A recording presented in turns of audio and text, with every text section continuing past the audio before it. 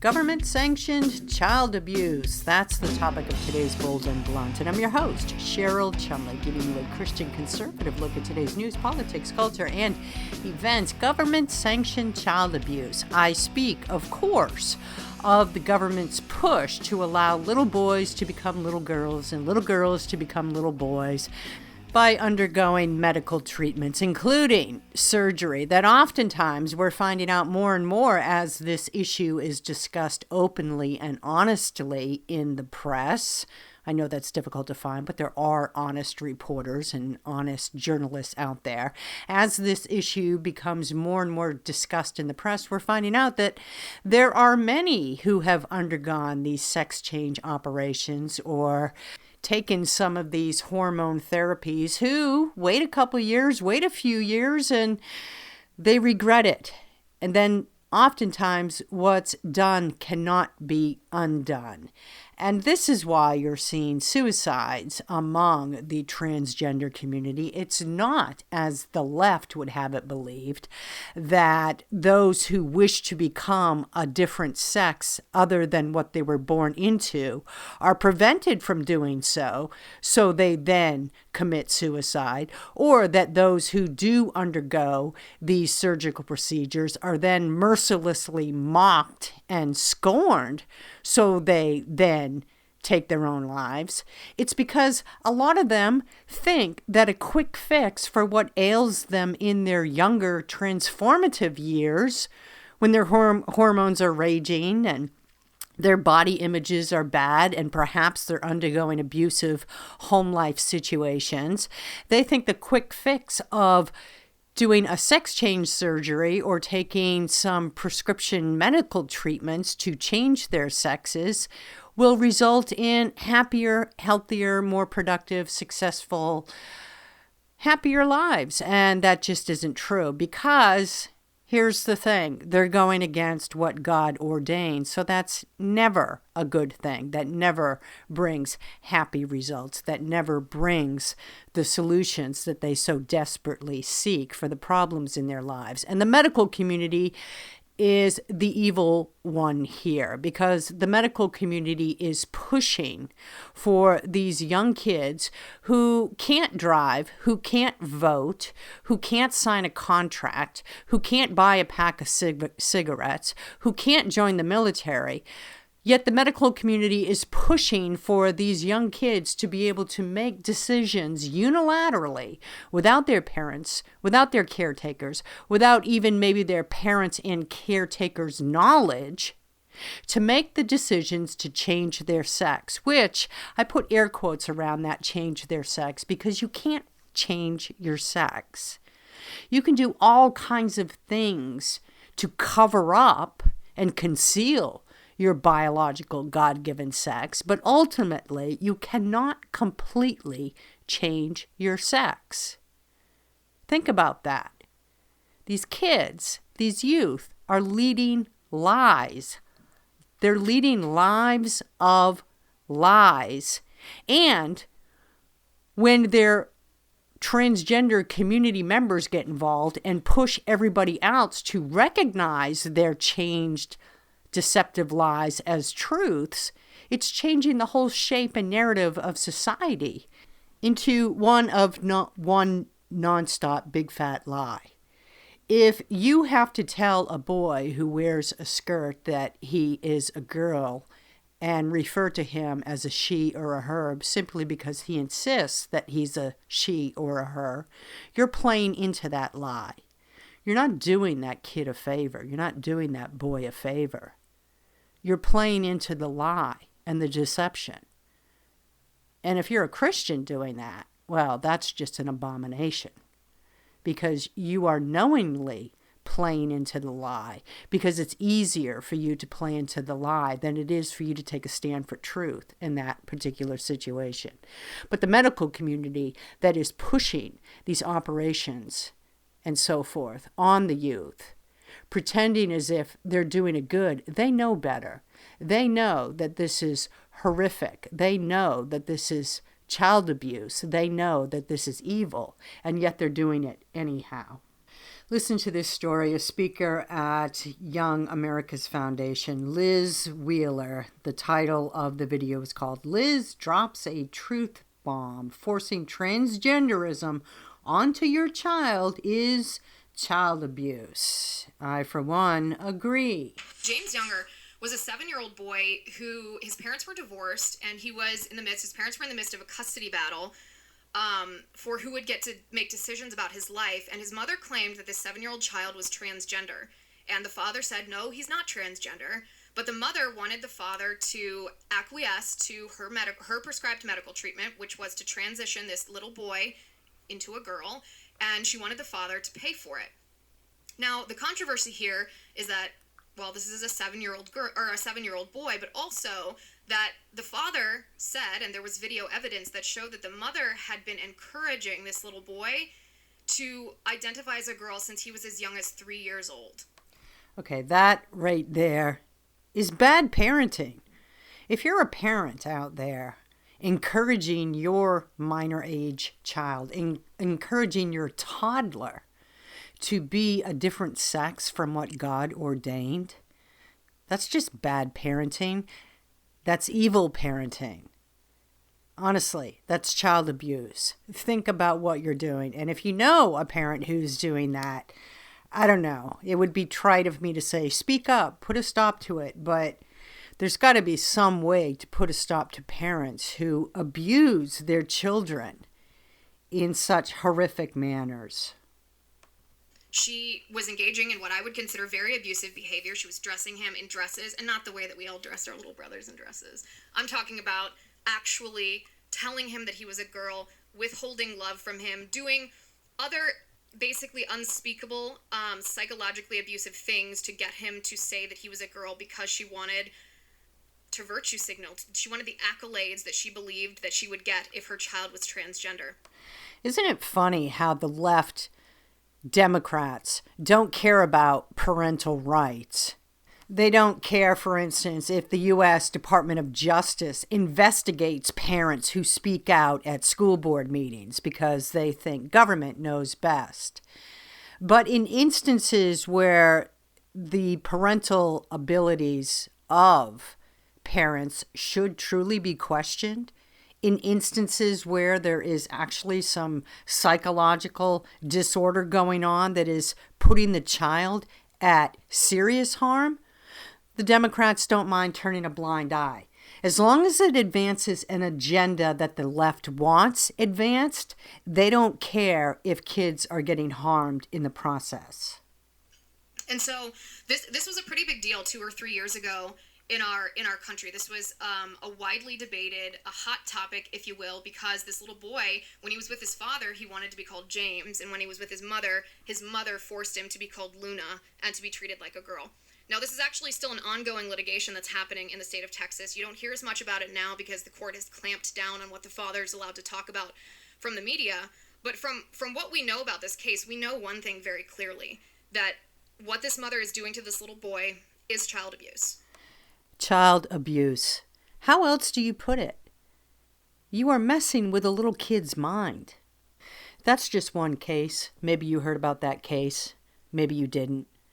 But that's just one case of hundreds of similar cases going on in America right now. Thousands of parents out there allowing their kids, even encouraging their kids, some maybe even, like this one case, forcing their kids to pretend to be a different sex, to buy into the lie. With the medical community right on board, backing these deranged parents who are pushing their kids, encouraging their kids, perhaps even forcing their kids to live a lie and to do damage to their bodies that in many instances is irreversible. Let me read you from this letter really quickly, and then I'll get to my guest. April 26, 2021, a letter from the American Medical Association to governors, urging governors to oppose any type of legislation that restricted children from obtaining medical procedures, medical interventions that so-called changed their sex. Decisions about medical care belong within the sanctity of the patient-physician relationship, the AMA wrote in its letter. Really? Is that why the government wanted pediatricians to ask parents if there were guns in their homes and then to report that information to the government? Where's the patient-physician relationship sanctity there? Back to this letter. As with all medical interventions, physicians are guided by their ethical duty to act in the best interest of their patients and must tailor recommendations about specific interventions and the timing of those interventions to each patient's unique circumstances. Isn't that interesting that the American Medical Association is talking about ethical duty in regards to granting minor age children? These are minor age children, remember, can't vote, can't sign a contract, can't buy a pack of cigarettes. Ethical duty to allow these children to make their own decisions about whether to whack off their private parts, to put it boldly and bluntly and graphically, and change into the opposite sex, in air quotes. Such decisions, the AMA writes, must be sensitive to the child's clinical situation, nurture the child's short and long-term development, and balance the need to preserve the child's opportunity to make important life choices autonomously in the future. We believe it is inappropriate and harmful for any state to legislatively dictate that certain transition-related services are never appropriate and limit the range of options physicians and families may consider when making decisions for pediatric patients. Unbelievable. That is modern day medical sanity. That is the AMA's official view, calling on governors to allow children to go forth with life-altering surgical procedures and medical procedures, life-altering, permanent changes to their bodies they may indeed regret once they grow and mature, once they grow out of these teenage years that by nature are rife with all sorts of self-esteem damaging issues and matters. What teen do you know can make a decision that lasts 30 years from now, 40 years from now? Few and far between. Most teens don't even know what they're going to major in college. And yet the AMA thinks that teens, that young kids, should be able to change their sex if they so choose. And again, change their sex in air quotes because you can't change what God has ordained. And God created them male and female in his image. He created them. There's not a long list of pronouns that follow that. It's he and she, and that's it. And God doesn't make mistakes. Well, I have a guest today to talk about this matter in more detail. His name is Dr. Jeff Myers.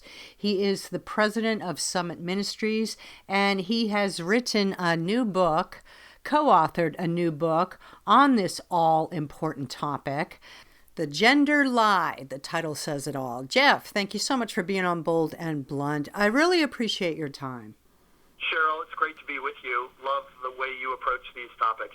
Thank you. And I love this new book that you've written, Exposing the Gender Lie, How to Protect Children and Teens from the Transgender Industry's False Ideology.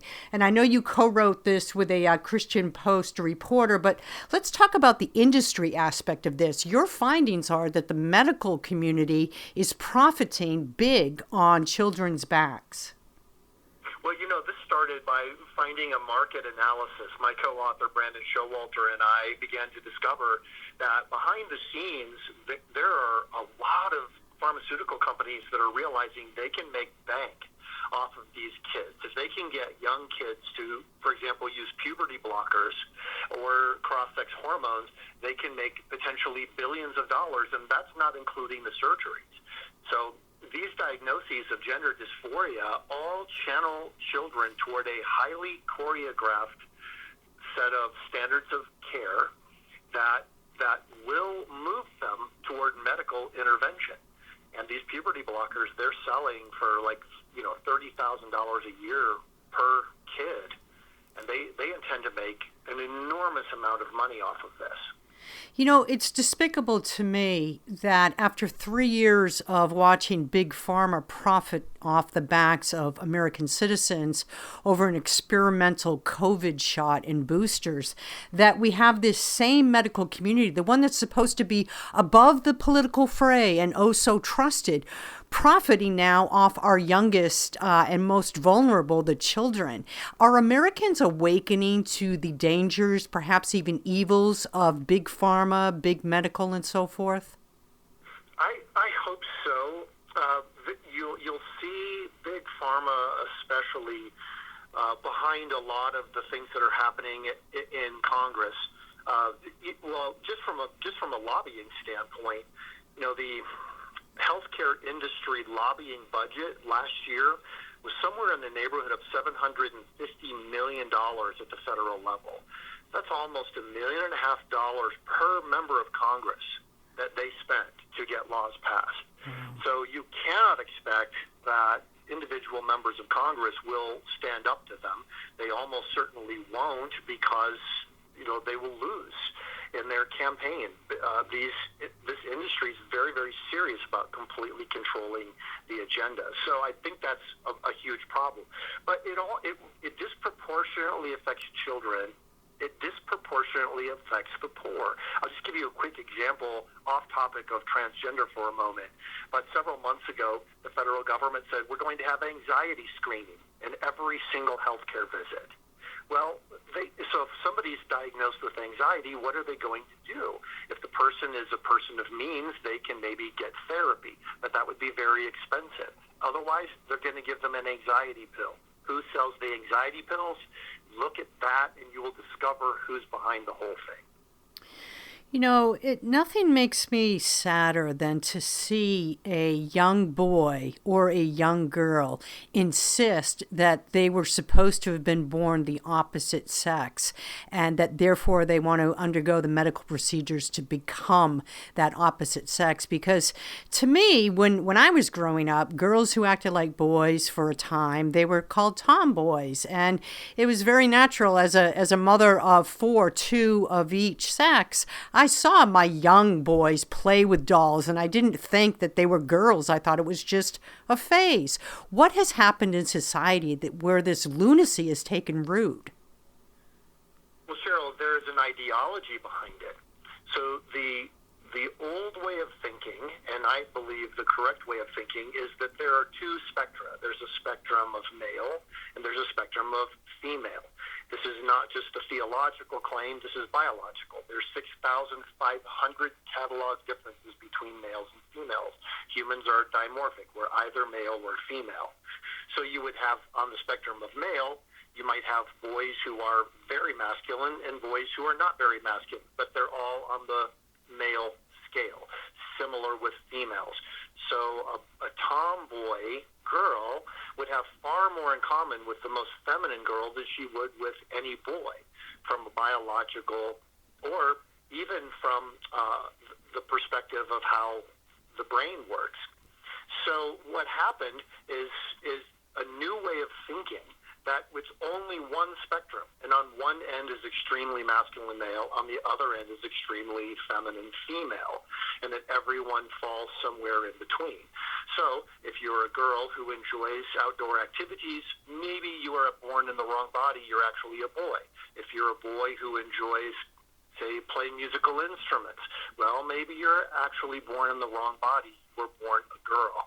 And you can see how young people who are already struggling with their sense of identity, being presented with this ideology as fact, even though it's a blatant lie, would believe it and become confused. And then when they're told we can medically intervene and that it is medically necessary, quote unquote, because that's the actual terminology used in the industry to do so, then all of a sudden these kids start playing into an agenda that's far beyond them. Meanwhile, the real core underlying issues like childhood trauma, adverse childhood experiences, abuse, all of those kinds of things get left unresolved. But what is it in society that has shifted to allow for this insanity to flourish as it has in just recent years? Because, go back in time, 20 years even, and this type of LGBTQ agenda would not have taken root so easily. What's happened today that's different? There are a couple of things, Cheryl, that have happened. Let me first of all just talk about the ideology that's been taught at the university level. So for 30 or more years now, it has been taught to every single generation of college students that truth does not exist, or at least it's not knowable by us. All we have are our social constructions of reality. So you cannot rely on things like male or female or scientific facts or even historical facts. All of those things are ultimately opinions.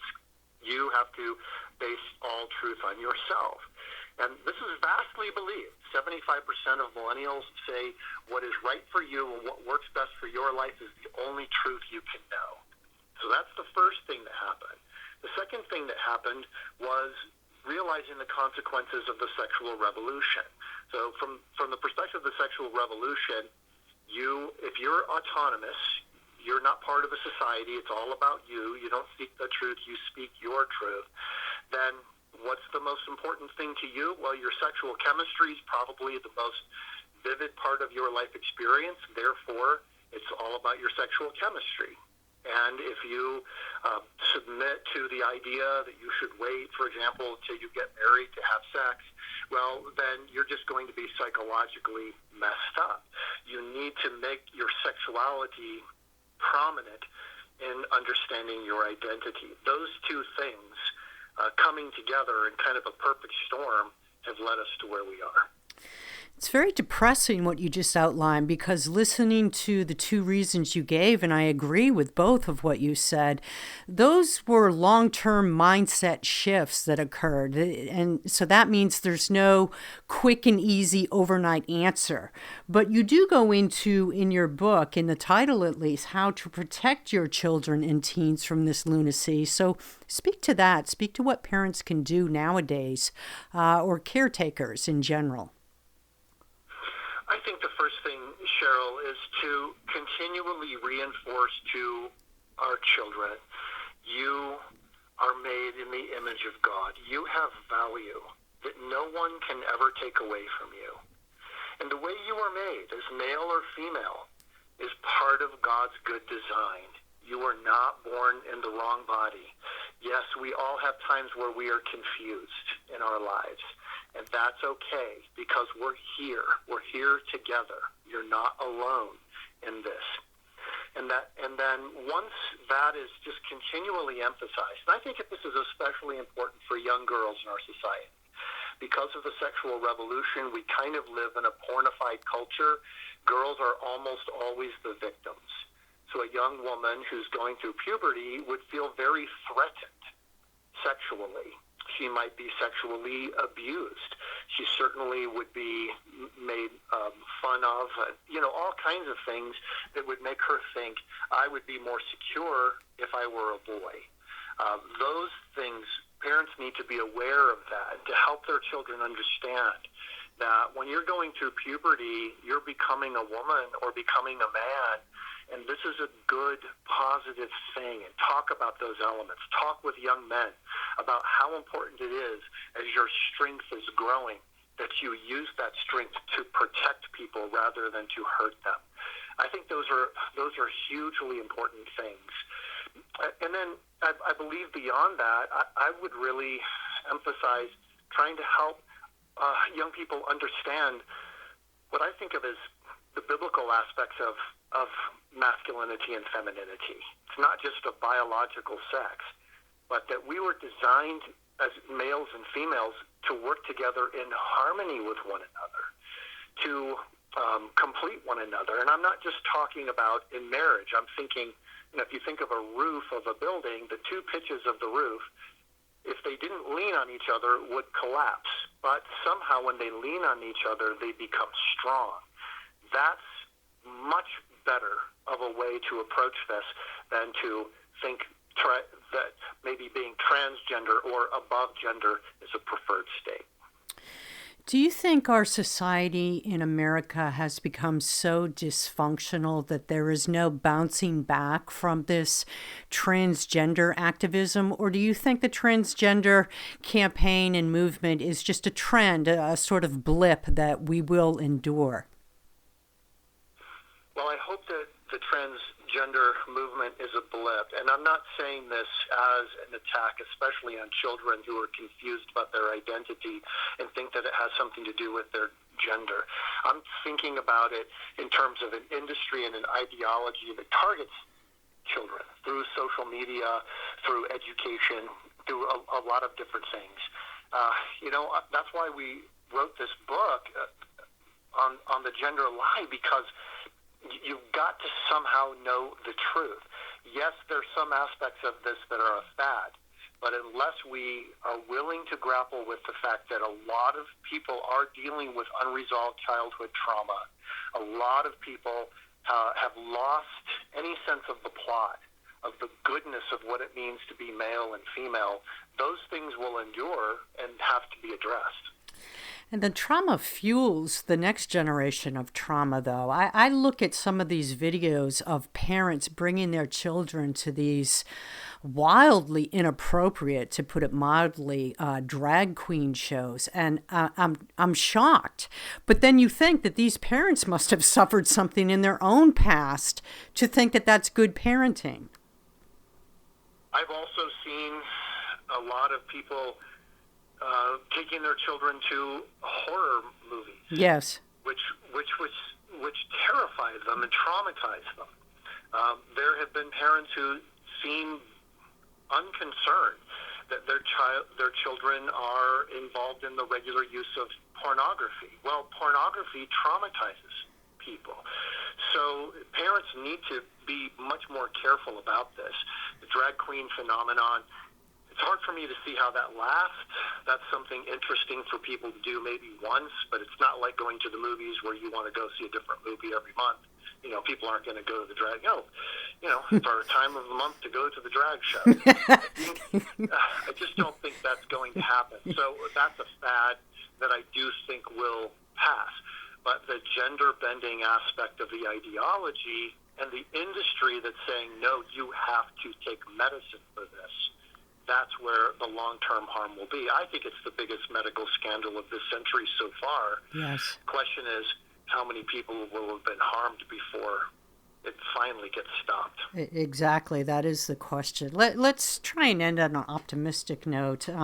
In your book, Exposing the Gender Lie, How to Protect Children and Teens from the Transgender Industry's False Ideology, what do you see as the note of hope, the notes of optimism on the horizon? Will it come in the form of legislation, like some states are cracking down on this? Or is there something else that you see as even more effective? The legislation can be helpful, especially as it regards protecting children. Some of the legislation is better, and some is maybe not that helpful. Some will be challenged in court. Legislation always has its place in our society. But I think the greatest hope will be from parents realizing, no, it is okay to be a boy. It is okay to be a girl. And to protect that and to encourage children to value the difference, that, I think, could be an amazing takeaway from this cultural moment. Yes, I like what you said about getting back to the biblical definition of male and female, man and woman. I think that's key, and I appreciate you saying that. Dr. Jeff Myers, CEO of Summit Ministries and author or co-author of this new book, Exposing the Gender Lie. Thank you so much for your time on Bold and Blunt. Thank you, Cheryl. It's so sad thinking what is taking place to America's children right now. Gender reassignment is a misnomer.